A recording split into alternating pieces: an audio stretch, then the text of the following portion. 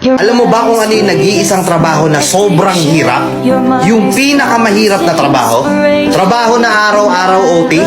Trabaho na araw-araw paggising mo palang kailangan tatrabahuhin mo na? Trabaho na walang pahinga? Trabaho na walang sahod? Merong ganyan. Merong ganyan, di lang napapansin. Hindi lang napag-uusapan. Alam mo kung ano yon? Pagiging housewife. Di ba? Pagiging magbahay. Pagiging isang ina. Totoo, di ba?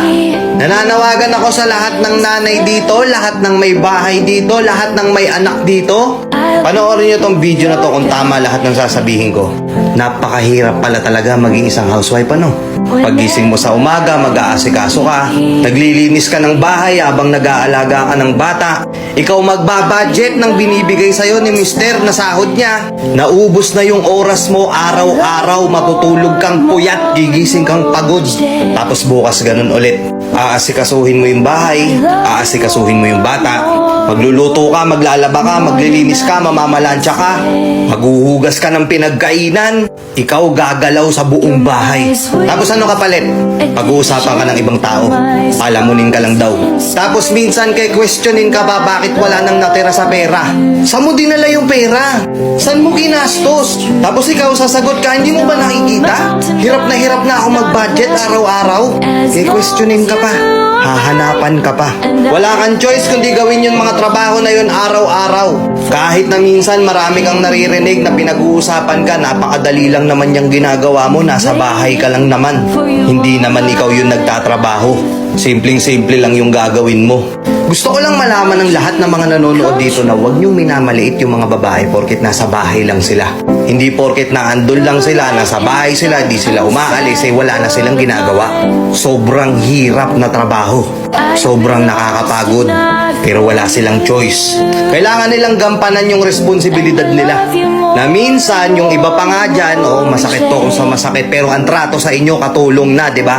Minsan sasabihin ng mga nanay natin, hirap na ako maglaba, suot lang kayo ng suot ng damit. Ano ba, baso na lang, hindi nyo pa mahugasan. Nakaayos na yung damit mo, kukunin mo pa yung nasa ilalim ni hindi mo man lang maibalik ng maayos. Di ba?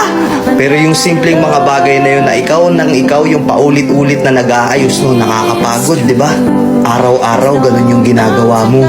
Araw-araw bakit ganun? Parang hindi nila maintindihan. Tapos ikaw pa yung ituturing na walang kwenta sa bahay. Ikaw pa yung sasabihan na hayahay. Mga tol, alagaan nyo din yung mga asawa nyo. Hindi porket bumili ka ng bagong electric fan, hindi porket bumili ka ng aircon, hindi porket bumili ka ng bagong washing machine, reward mo na yun sa misis mo, hindi. Ikaw pa rin naman makikinabang nun eh. Regaluhan mo din kahit paminsan-minsan na mga bagay na marirealize niya na na-appreciate mo yung ginagawa niya. Igala mo, dalin mo sa salon, sa spa. Bilan mo ng isang bagay na wala naman talagang kinalaman sa bahay para lang sa kanya. Simpleng ganun, masaya na yan. Lahat ng pagod, tanggal yan. Tama, di ba mga madam? Itong video na to para to sa lahat ng kababaihan. Sa lahat ng nasa bahay. Isang trabahong hindi mo pwedeng hindian. Isang trabahong walang sahod pero hindi ka pwedeng mag-resign. Isang trabahong napakahirap pero marami silang nasasabi sa'yo. Mga madam, pakatatag lang ha. Kung kinakailangang iparinig nyo to sa mga kasama nyo sa bahay, iparinig nyo. Baka sakaling magbago yung pagtingin sa inyo. Baka sakaling matauhan at maintindihan kung gaano kahirap yung pagiging housewife sa bahay nyo. Baka kasi hindi nila naiintindihan na kahit araw-araw mong sinasabi sa kanila kung gaano ka kapagod sa kanila, wala silang pakialam. Baka sakali pag narinig nila tong mensahe sa video na to, maintindihan nila. Alagaan nyo si Mrs. Asawa yung kinuha mo, hindi katulong. Kuha! Let's go.